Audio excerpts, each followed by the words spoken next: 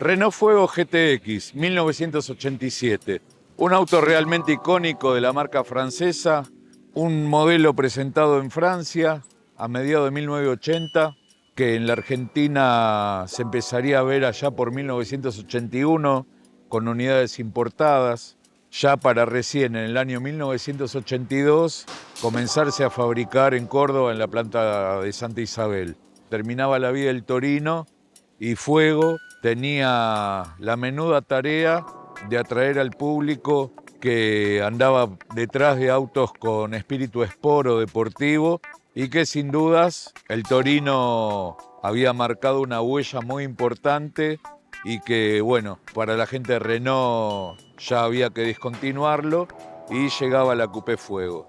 Un modelo muy vanguardista, un diseño muy novedoso para nuestro mercado, en un momento que Renault estaba pasando, si se quiere, épocas de prosperidad, con muchos modelos en su gama. Recordemos que para ese momento, año 1982, comercializaba en nuestro país Renault 4, Renault 5, Renault 6, Renault 12, Renault 18, tenía Torino GR, Torino ZX, Renault 20, Renault 30 y bueno, la Fuego se sumaba a lo que era esa tan variada gama de productos en un momento que los importados realmente llegaban sin cesar desde distintos países.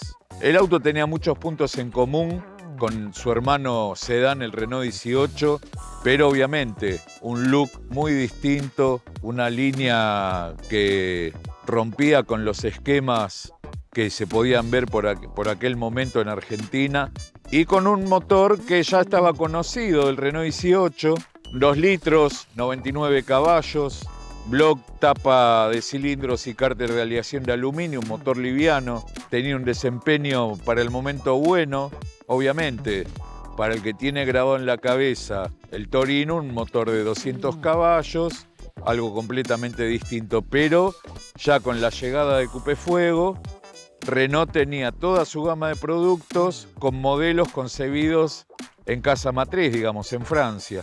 Bueno, en lo que refiere a la trompa, una trompa bien lanzada, era su punto más notorio, digamos.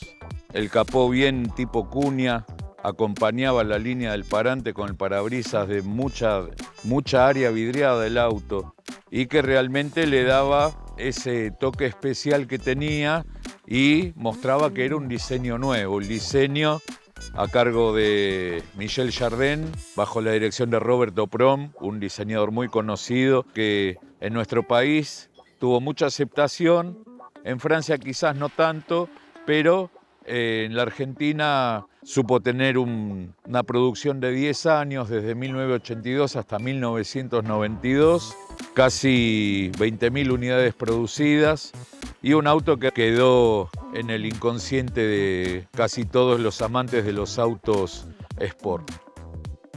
El frontal, como se puede ver, tenía una punta redondeada, era toda la trompa, así en forma de circular, por decir de alguna manera, las ópticas bien integradas a la carrocería, como las luces de giro, la parrilla, el paragolpes, también integrado a la carrocería, pero obviamente en color gris. Ya el cromado, como se ve, era un tema del pasado. El auto que hoy les mostramos es año 1987, digamos que es el primer restyling que sufría la Coupé Fuego, un restyling muy suave, cambiaban solo las bandas de los paragolpes, el instrumental. El auto se mantenía estéticamente tal cual la versión de presentación, solo que cambiaban las llantas y los detalles que le acabo de mencionar. El paragolpe, un paragolpe envolvente, integrado, que hacía, digamos, el acompañamiento de lo que era la línea de carrocería, que le quedaba muy bien, por cierto, era una de las novedades de diseño. El mismo poseía en la parte inferior 2 faroles auxiliares, que si bien la perjudicaban en el tema aerodinámico, pero que sin dudas le daban al auto un porte realmente muy lindo, muy interesante a la hora de mirarla de manera frontal, cómo le calzaban esos faros que iban por dentro de un buche que traía el paragolpes y dejaba ver solo el cristal. Después, ya para lo que es el área lateral. La línea de cintura venía con un corte de punta a punta, con una moldura de plástico que tenía 4 ranuras que le daban más perfil, si se quiere, aerodinámico. El auto hacía mucho hincapié en lo que era el diseño de cuña y bien aerodinámico, un coeficiente CX de 0,34 que para la época era muy bueno. Un espejo tipo bandera, también integrado a la carrocería, que era de seguridad en caso de uno tocar levemente con algo, el espejo acompañaba el movimiento sin dañarse. Ventanas de gran dimensión, obviamente ya el ventilete para este tipo de autos era algo completamente del pasado. Vidrio trasero con apertura tipo compás y se veía como de la línea de trompa, la línea del parante, como si se quiere, iba creciendo la línea hasta llegar al pilar B, donde acá mantenía, si se quiere, la línea. El auto, por ser un 2+2, la mayor comodidad se encontraba en las butacas delanteras. Atrás era más el hecho de tener el asiento por si chicos tenían que viajar o demás, pero el auto obviamente estaba pensado más para una pareja o una pareja con chicos pequeños que para una familia, ya que la gama Renault tenía el Renault 18 también en caso de necesitar un auto más tipo sedán y con la misma mecánica. Es decir, sin penalizar mecánica, uno podía tener la variable de entre lo que era una coupé o un 4 puertas. El pilar C, un pilar ancho, con lo que es la burbuja o la tapa de baúl, que hacía las dos funciones, digamos, de gran tamaño, terriblemente novedoso. Era una gran burbuja de vidrio con el desempañador y el lavaluneta de gran tamaño también, que era, si se quiere, lo que al auto le daba esa gran modernidad, y verlo parado ya era una inspiración para lo que era el amante del auto deportivo. El auto, en su primera versión de 99 caballos, tenía unas performances, es decir, razonables. No es que era un auto súper deportivo, pero con las evoluciones el auto fue variando de potencias con el paso de las versiones. Caja de quinta, un eje trasero tipo eje rígido, con amortiguador y espiral. La plataforma, una plataforma que Renault lo usó para varios autos, con alguna modificación desde un Renault 12, Renault 18, llegaría a la Fuego, pero el auto indudablemente tenía un gran trabajo de diseño, que era sobre una plataforma de un auto sedán lograr este aspecto de auto tan de avanzada. La cola de la Renault Fuego. Sin dudas, lo que la hacía distinta a todos era su tapa de baúl vidriada o su luneta, ya que cumplía las dos funciones. Impresionaba de ver el tamaño de la burbuja de vidrio trasera, y después, así como tenía en la línea de cintura la moldura plástica ranurada que seguía la línea del panel de cola con sus insignias Renault, Fuego manuscrito, los grandes plafones traseros teniendo espacio para todas y cada una de las opciones de iluminación y un reflectante, patente sobre el panel central que tenía un matrizado que, si bien no entraba la placa, pero quedaba bien a nivel. Y después todo, como podemos ver, estaba como integrado a la línea del auto. No había puntos salientes, el paragolpe solo lo necesario como para que a la hora de un impacto no toque la línea de iluminación y el panel trasero, la nueva banda de protección que se le había sumado al paragolpes, los paneles de iluminación de patente y la parte inferior que bajaba siendo de faldón como en el paragolpe delantero. Tenía la rueda de auxilio alojada en la bandeja, muy de auto francés, y el escape que tenía su lugar ya predeterminado para donde tenía que salir la cola del mismo. La recarga de combustible se realizaba abriendo esta compuerta y por detrás estaba así una tapa con llave. El tanque cargaba unos 57 litros con una autonomía aproximada de acuerdo al estilo de manejo de unos 10-11 litros los 100 kilómetros en uso combinado, ciudad y ruta. Después se puede ver la insignia GTX 2 litros, como era costumbre de Renault, la antena ubicada en el techo, la particularidad de las manijas de puerta, que también fue, si se quiere, el modelo pionero en traerlo. Después se sumaría el Fiat Uno también, que era una manija no visible, solo con una hendidura en el guardabarro, que uno, levantando la leva que quedaba por detrás de la línea de la puerta, se abría la puerta. Cierre centralizado, ya en este modelo tipo Plip, con el infrarrojo. Se puede ver el estado del auto, increíble la línea que tiene y el cuidado que tiene el auto, ya que, como sabrán que era un auto que si se le daba un uso intensivo, después de algunos años los plásticos empezaban a mostrar el paso del tiempo, y ni hablar si el auto había sido sujeto a malos tratos o a golpes. Era como que era un auto que se le notaba cuando había estado en manos de gente cuidadosa o todo lo contrario. Realmente ver un auto así, modelo 87, no es lo usual encontrarse con fuegos de esta versión en este estado. Un auto que tuvo muy buena penetración en el público, el desafío permanente que tenía con la Coupé Sierra, con la XR4, que más allá de los gustos personales eran autos de similar valor, pero Sierra con la tracción trasera, Fuego con tracción delantera, quizás para muchos el Sierra un auto más completo, pero Fuego un auto un poco más liviano, de motor generacionalmente más nuevo, y que a partir del año 1986, cuando ingresa en el TC2000, fue ahí el punto de ebullición que tuvo el auto, ya que participó desde ese año hasta el año 93 en forma consecutiva, logrando 8 campeonatos de manera consecutiva, 6 de la mano de Juan María Traverso, 1 de Miguel Ángel Guerra y 1 de Silvio Oltra.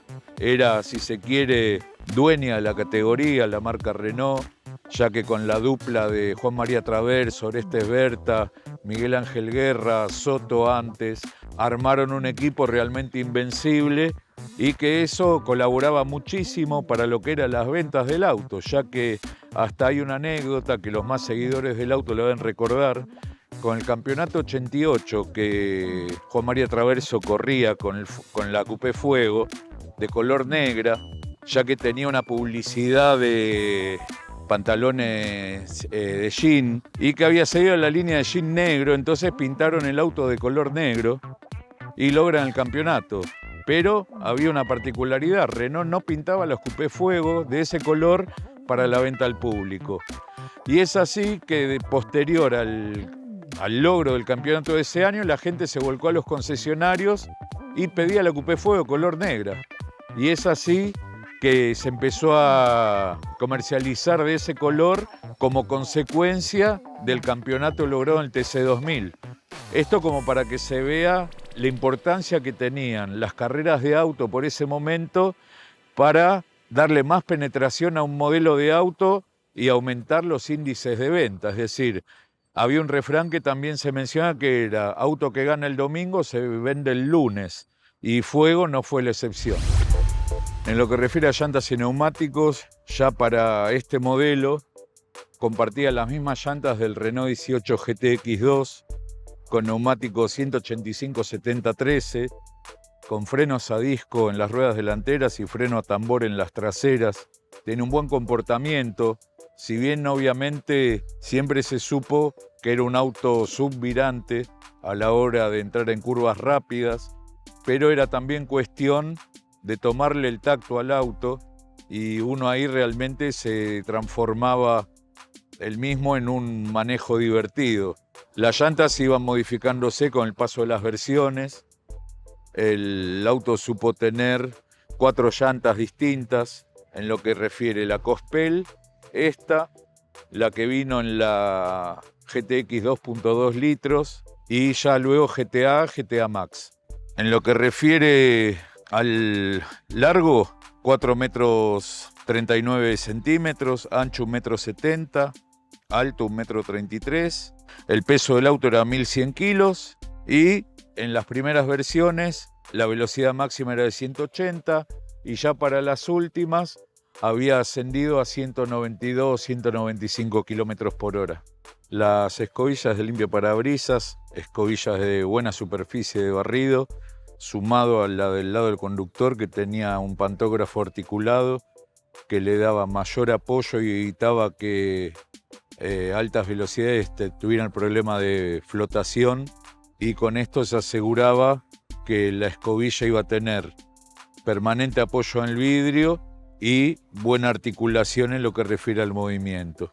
Los lavaparabrisas colocados sobre el capó de pequeña dimensión, casi imperceptibles, y el bajo parabrisas, una rejilla plástica que es por donde tomaba aire para la ventilación y el desagüe del agua que podía provenir del techo. Un baúl bastante profundo, pero bajo. Obviamente no se hacía hincapié en las bondades del mismo, ya que el auto estaba orientado para un tipo de usuario que el baúl no era algo que le fuera muy necesario, pero de todas formas tenía un cobertor que hacía que no se pudiera ver las cosas que uno llevaba dentro del mismo, y así todo se podía tirar los respaldos hacia adelante de forma 50 y 50 o 100% y que quedara plano hasta la línea de las butacas. El asiento trasero, como dijimos, era un asiento, si se quiere, virtual, ya que tenían que ser personas con textura muy pequeña como para que pudieran viajar en tramos largos.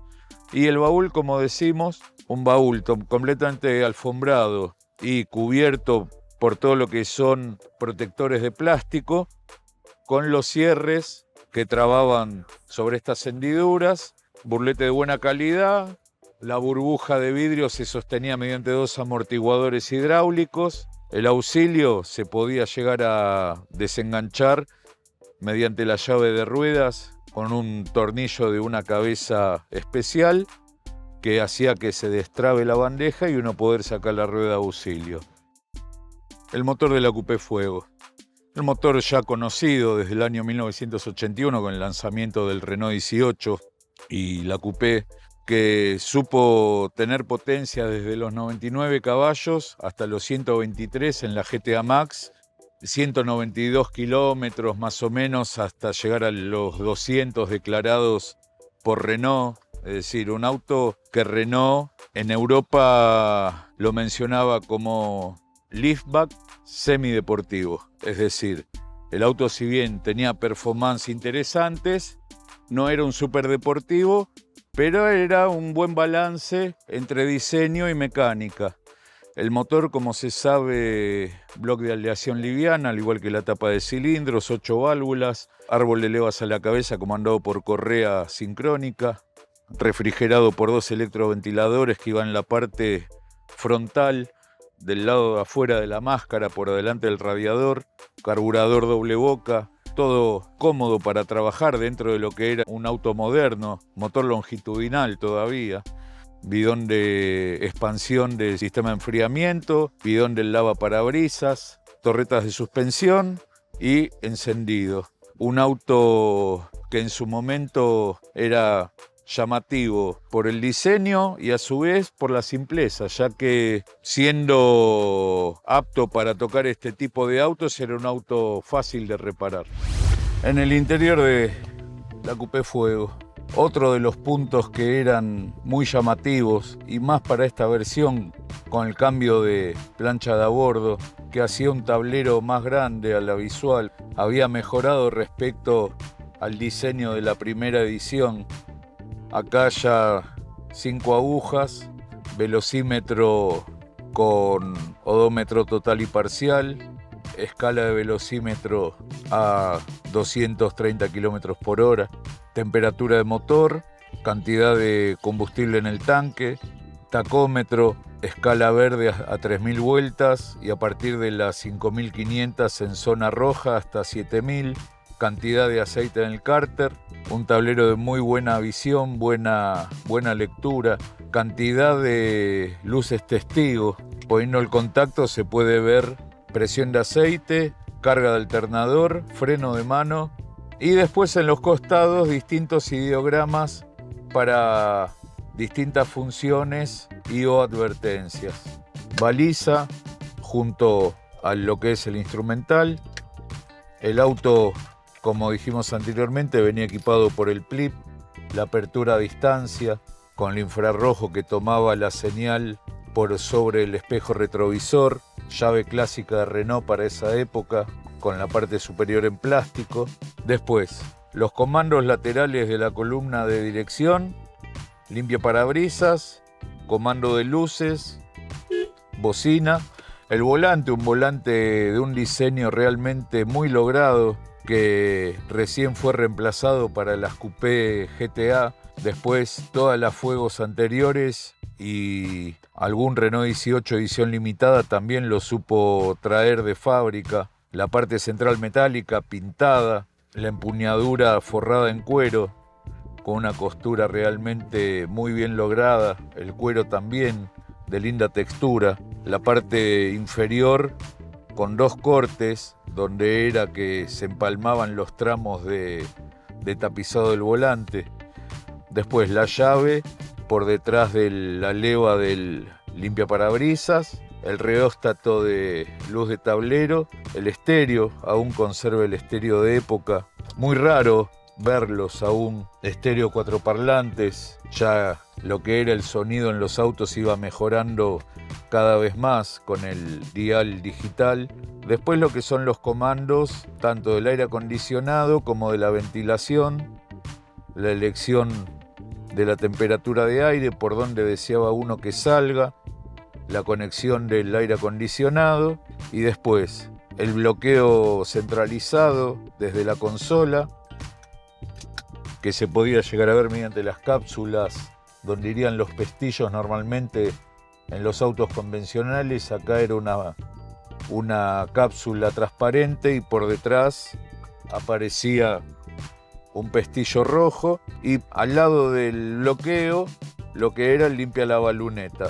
Abajo el encendedor, cenicero, de un diseño del estilo del Torino, pero plástico, el Torino cuando lo traía en la consola. Después una gavetita para apoyar algún cassette o algunas tarjetas, no demasiado grande pero práctico. Y arriba del estéreo sí, una gaveta portaobjetos. Después el reloj digital sobre lo que son las salidas de aire acondicionado y ventilación. Uno podía llegar a calibrarla mediante estos 2 controles. Y después sobre la izquierda el desempañador de luneta trasera y los faros auxiliares delanteros. Al lado también 2 portaobjetos chiquitos y guiñada de luces, tirando hacia adelante la llave que servía para encender las luces, tocar la bocina y hacer el cambio de luces de baja a alta. Butacas tipo pétalo, que era también el gran atractivo de las Coupé Fuego, que uno realmente se sentía cómodo, bien sentado, bien apoyado. El apoyacabezas cumplía su función perfectamente. El comando de la palanca de cambios en un lugar realmente cómodo, justo. Un auto que cumplía con las exigencias de aquel que estaba buscando un auto moderno. Comando del freno de mano, de buena empuñadura, de buen grip, las hebillas donde trababan los cinturones de seguridad inerciales. Se puede decir que frente a la competencia, quizás lo que no ofrecía la Coupé Fuego en ese momento era el techo solar, pero después entregaba todo el tipo de equipamiento y accesorios que podía brindar la tecnología para aquel momento. En lo que refiere a la puerta, una puerta muy grande, de muy buena apertura. Los espejos, tanto derecho como izquierdo, eran con control remoto interno, no eléctrico, pero se acomodaban mediante esa leva cromada. Manija de aperturas, también cromada con fondo negro. Las teclas de alzacristales, que venían tanto para el lado del conductor como el lado del acompañante, las 2 juntas. Y por detrás un apoyabrazo realmente cómodo, el que se integraba un portamapas en la parte inferior y la rejilla de lo que eran los parlantes delanteros. Después la posición de manejo, la butaca estaba más bien pegada al piso, pero uno lograba una posición de manejo agradable, ya que la columna de dirección se podía llegar a acomodar en altura. Uno con la puerta cerrada tenía, mediante los espejos, buena visibilidad hacia atrás, mediante los espejos exteriores. Después la visibilidad mediante el espejo interno no era tan buena por lo volcada que era la luneta. Entonces, como que quizás hacia atrás no era el mejor lugar como para hacer hincapié en la visibilidad del auto. Pero ventanas muy grandes, el auto daba sensación de buena visión y mucha luminosidad. Bueno, lo que refiere a los pedales cómodos, acelerador colgante. Quizás para una persona muy alta la consola entorpecía un poco la posición de la pierna, ya que había que llevar la pierna apoyada sobre la misma en viajes largos, pero en líneas generales se lograba una muy buena posición. Freno embrague, también pedales cómodos, muy buena calidad. Los pedalines venían con marco de acero inoxidable y en el centro de goma. Y como le dijimos, la columna de dirección se podía regular en altura para lograr la mejor posición de conducción. Después era un auto de excelente luz para manejo nocturno. El auto, como era la costumbre de Renault, ya con las ópticas de alta y baja, tenía muy buena luz, y en el caso de la Coupé Fuego, con los auxiliares, realmente la iluminación nocturna se puede decir que era óptima.